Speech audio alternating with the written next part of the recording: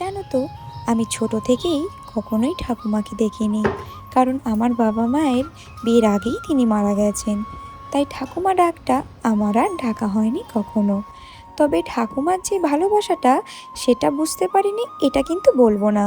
কারণ আমার দিদার কাছ থেকে আমি ঠাকুমা দিদার দুজনকারেরই ভালোবাসা পেয়েছি বরাবর। এই যেমন ধরো কোনো কিছু আবদার করা, কিছু খেতে মন চাইলে সেটা বলতে না বলতেই চোখের সামনে এনে হাজির করে দেওয়া, বা ধরো মায়ের বকুনি থেকে আড়াল করা, মায়ের মার খাওয়া থেকে বাঁচানো, সবটাই যা যা ঠাকুমারা করে থাকে আর কি। আর এই বয়সে এসেও আমার কাছে আমার দিদাই আমার ঠাকুমা, আর দিদা দুজনেই। ছোট থেকেই দেখে আসছি যে দিদা সকাল সকাল ঘুম থেকে উঠে স্নানটা সেরে আগে পুজোটা করে নিত। আর যেহেতু দিদা আমাদের সাথেই থাকতো, তাই জন্য সেই নিয়মটা মাও ফলো করতো। মাও দেখতাম যে সকালে উঠে স্নান সেরে আগে পুজোটা কমপ্লিট করে বাকি যাবতীয় যা কাজ করতো। কি করে ম্যানেজ করতো আমি সত্যি জানতাম না, তাই সেরকম দেখা দেখি আমিও প্রথম প্রথম স্নানটা সেরে পুজো করে নিতাম, তারপর বাকি ঘরের কাজ সেরে আবার স্নান করতাম। কিন্তু যেহেতু আমার ঠান্ডা লাগার ধাত আছে, তাই না তখন বারবার ঠান্ডা লেগে যেত আর খুব কষ্ট পেতাম। তাই ওই হ্যাবিটটা ছেড়ে দিয়েছি জানো তো। তাই এখন বাসি জামা কাপড় ছেড়ে আগে ঠাকুরের জোগাড়টা করে রেখে দিই, তারপর সমস্ত কাজ ছেড়ে আমি একেবারে স্নান করি, পুজো করতে আসি। হ্যাঁ, এবার কোনো কোনো দিন না অনেকটা বেলা হয়ে যায় আমার, কারণ কিছু কিছু কাজ আগে পরে একটু সময় লেগে যায়, তখন বেলা গড়িয়ে যায় আর পুজো দিতেও আমার অনেকটা সময় লেগে যায়। কিন্তু সেসব দেখার পরও কিছু কিছু মানুষ মন্তব্য করে যে ঠাকুরের তো একটু শুধু ফুল জলই দেওয়া, ওইটুকু দিয়ে বাকি কাজ সারতে পারে না। তো তাদের মন্তব্য আমি কী বা উত্তর দিতে পারি বলো। শুধু এইটুকুই বলার, যারা নিজেরাই সেই ফুল জলটুকু দেয় না তারা এই সমস্ত মন্তব্য করে, তো আমার তাদের ব্যাপারে কিছু বলার নেই।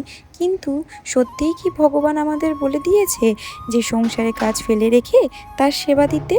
আমি কিন্তু এমনও অনেক গুণী ব্যক্তিদের কথা শুনেছি যারা বলে তোমার সংসারকে আগে সময় দাও, তারপর তোমার সময় মতো করে তুমি ঠাকুরের সেবা করো, তাতে তোমার মনটা সেদিকেই থাকবে।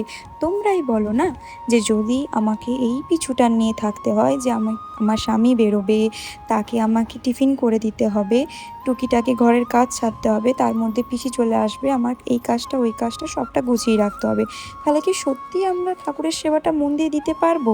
নাকি সব কাজ মিটিয়ে রেখে এসে তারপর আমি যদি পুজো দিতে বসি, ঠাকুরের সেবা করতে বসি, তাহলে আমি সেইটা মন দিয়ে করতে পারবো? তো কখনোই সে বলেনি যে সমস্ত কাজ ফেলে রেখে তাকে সময় দাও। তোমার কাজ ফেলা আছে, তোমার স্বামীর কি লাগবে বা খাবারের জোগাড় না করে দিয়ে এদিকে তুমি ঠাকুর পুজো দিতে বসেছো, এটাতে ভগবানও সন্তুষ্ট হয় না জানো। আমার যখন সময় হয় আমি ঠাকুরের কাছে আসি, আর আমি তার কাছে ভুল ত্রুটি ক্ষমা চেয়ে নিই। যদি অনেকটা বেলাও হয়ে যায় আমি তার কাছ থেকে ক্ষমা চেয়ে নিই জানো। তাই কে কী বললো কে কী বললো না সেই ভেবে তো আমি একেবারেই বসে থাকি না। কারণ আমার যখন মন চায় আমি তখনই ঠাকুরের সেবা করি। যেদিন মন চায় খেয়ে করি, যেদিন মন না চায় না খেয়ে করি। যেমন আমার ইচ্ছা আমি সেই রকমভাবেই ঠাকুরের সেবা দিই। এতে মনে হয় না ঠাকুর আমার পাপ দিচ্ছে বলে কিছু। তো তোমাদের যেইভাবে ইচ্ছা তোমরা সেইভাবেই ঠাকুরের সেবা করো। চলো আজকের মতো গল্প এখানেই শেষ করলাম। দেখা হচ্ছে অন্য কোনো ভিডিও, ততক্ষণ খুব ভালো থেকো, সুস্থ থেকো। চলো টাটা, বাই।